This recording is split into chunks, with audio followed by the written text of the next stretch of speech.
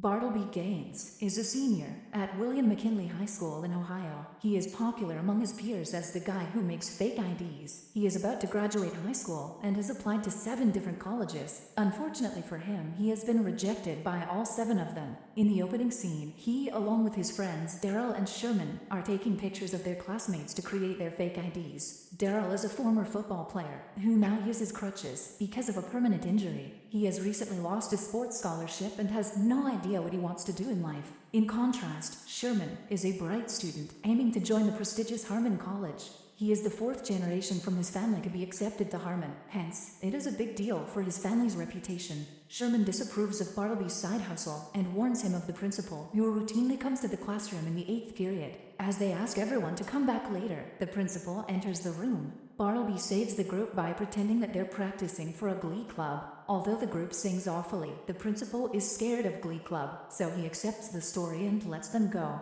On their way out, Bartleby tells Sherman that he has applied to the 8th and the last college, the Ohio State University. He hopes to get into it because if not, he will officially be the black sheep of the family. Suddenly, Bartleby bumps into a classmate named Monica. She is popular and kind, a quality that he seems to like. She tells him about a house party that she is hosting the next day. While Bartleby anticipates an invitation, he is asked to mow her lawn instead. He is so smitten by her that he happily agrees to do so. Bartleby has had a crush on her for a long time, but Monica is currently dating a rich and popular show-off, Ambrose. At home, Bartleby comes across the news that he had been dreading to get. Even the Ohio State University has rejected his application. He tells his sister, Lizzie, who suggests he break the news to his parents. Not wanting to accept that he has failed, he declares that he doesn't want to go to college because it is financially irresponsible. When his parents pressure him to do the opposite, he admits that he has been rejected by every college he applied to. They almost can't believe it. It is clear that he is an embarrassment to them. The following day, everyone attends a graduation party for the class of 2006. While most of them are excited about the next 4 years of college, Bartleby and Daryl are depressed. They have no clue what they're about to do with their lives. Like them, an ideal student named Rory is also stranded. Although she is a great student, she only applied to Yale and didn't get into it. As Bartleby is about to head out, Sherman's father invites him to a group of people. They congratulate Sherman for getting into Harmon and ask Bartleby what his plans are. He embarrassingly tells them the truth, after which the group falls into an awkward silence. His parents do nothing but look at each other in disappointment. At night, Bartleby throws away the rejection letters, but while handling a fake ID, he gets an idea. If he can make an authentic-looking fake ID, it wouldn't be much more difficult to create a fake acceptance letter. He puts the idea into action and develops an acceptance letter for a fictional college called the South Harmon Institute of Technology, commonly known as the Shit. The following morning, he tells Sherman about his genius idea, which Sherman thinks is a recipe for disaster. But upon his best friend's persistence, he creates a fake website for the college that looks legit and is functional. He unknowingly also creates a feature that sends an acceptance email to everyone that applies. Daryl, who is just as distressed as Bartleby, also joins the fake college. When Bartleby's parents find out about the acceptance letter, they're ecstatic, but most of all, relieved. Mr. Gaines thinks it is strange that he has never heard of the Shit college. Bartleby convinces him that it is legit by asking him to check out the website. Since the college is a wing of the prestigious Harmon College, the parents believe that it is just as good. After getting a look at the website, Mr. Gaines hands Bartleby a check for $10,000 for his tuition fee. Everything goes well until the couple claims that they want to drop Bartleby off at his college dorm. Now he will have to find a place that will pass off as a college for a day. As Bartleby, Sherman, and Daryl discuss the plan, Rory claims that she knows an excellent place they can use as a college. She agrees to help if they give her an acceptance letter too. The said excellent place is an abandoned psychiatric hospital. It is in ruins, so the group renovates it starting the next day. They turn the wards into dorm rooms and the lounge area into a hallway, but refrain from entering the bathroom that is in shambles. They also only clean the places that the parents are likely to visit and leave the rest as it is.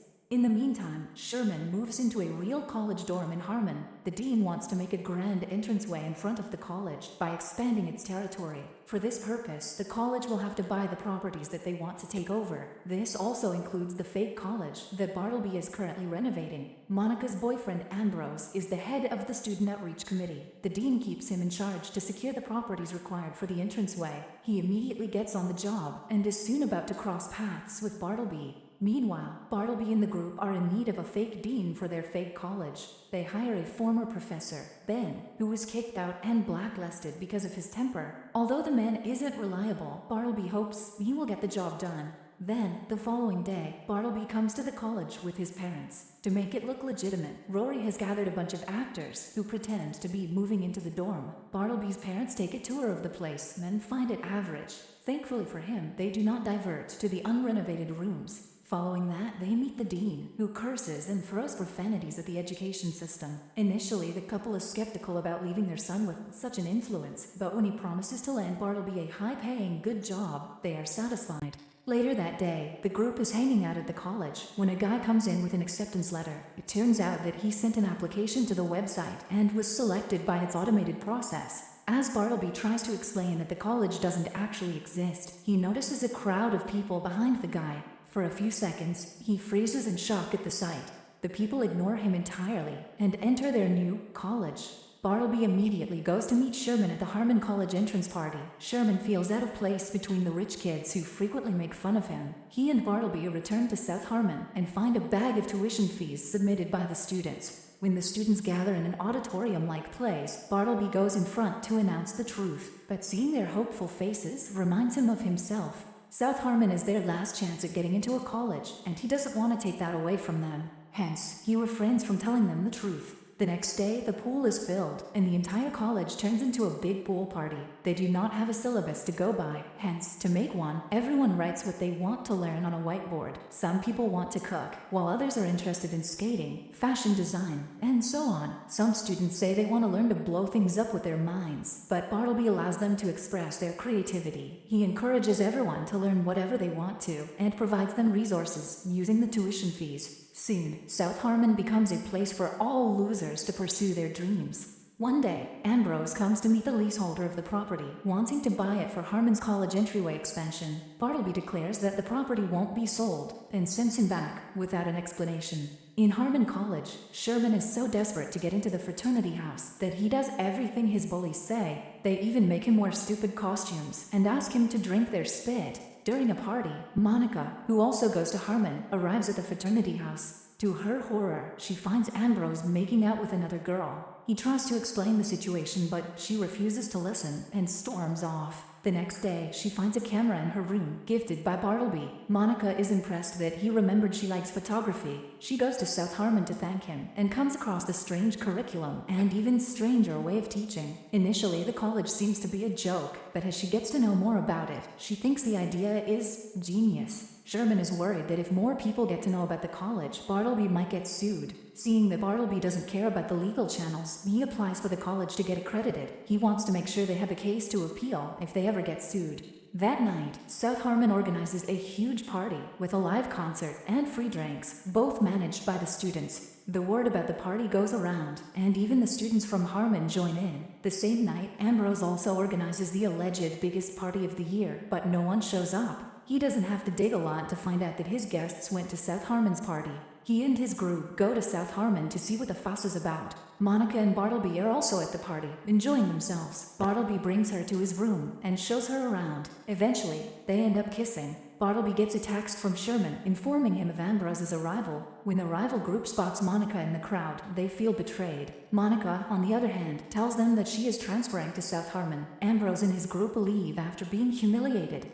The next day, they trick Sherman into coming to the frat house and beat him up until he tells them the reality of South Harmon College. After finding out the truth, Ambrose doesn't waste a day before planning South Harmon's and Bartleby's downfall. The next day, all the parents arrive at the college upon Ambrose's request. As Bartleby tries to find out what is happening, the police arrive and disclose that the college is a scam. Bartleby is sued for embezzling money and establishing an organization without proper documentation. His parents, who are also in the crowd, can almost not believe it. All the other parents take their children back home. Just when Bartleby gives up on the college, Sherman informs him that they still have a chance. He has appealed for a college license to the State Accreditation Board. If they are able to prove that they are a legitimate educational organization, they will get the license, and South Harmon will continue to exist. On the day of the hearing, all the students come to court. It is revealed that to be accredited as a legitimate educational institution, South Harmon must have a facility, a curriculum, and a faculty.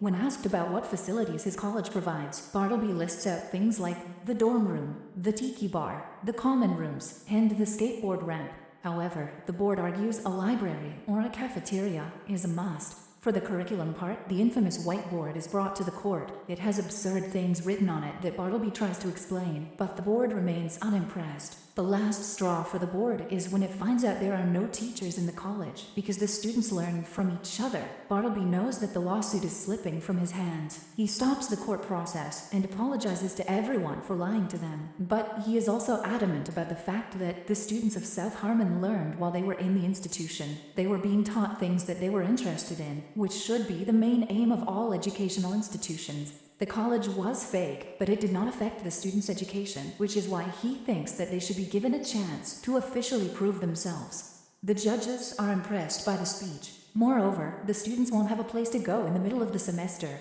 Hence, they are granted a 1-year probationary period to continue their experimental program. Everyone celebrates the win, and South Harmon goes back to being